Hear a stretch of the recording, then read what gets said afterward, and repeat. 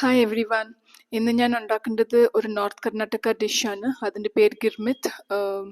ആദ്യം കടുക്, ജീരകം, ഉള്ളി, കായം, കറി ലീഫൊക്കെ ഇട്ടിട്ട് ഒന്ന് നന്നായിട്ട് ഇളക്കാം.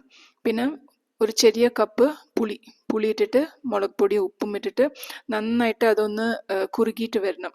ആ പുളി ഈ കൺസിസ്റ്റൻസിയിൽ തിക്കായിട്ട് വരണം. പിന്നെ ഇത് ആറിയ ശേഷം 2 കപ്പ് പൊടി, ഞാൻ ഇവിടെ എടുത്തിരിക്കുന്ന 2 കപ്പ് പൊടി, 2 കപ്പ് പൊടി ഇട്ടിട്ട് നന്നായിട്ടൊന്ന് മിക്സ് ചെയ്യണം. ഇത് കഴിക്കേണ്ട സമയത്ത് ഇത് മിക്സ് ചെയ്യാൻ പാടുള്ളൂ. പിന്നെ അതിൻ്റെ അകത്ത് വറുത്ത കടല, ഓണിയൻ, ടൊമാറ്റോ അതൊക്കെ ഇട്ടിട്ട് നന്നായിട്ടൊന്ന് മിക്സ് ചെയ്യണം.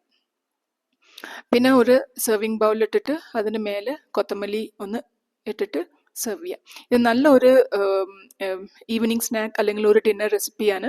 Hope you liked it. Thank you. Please subscribe to my channel.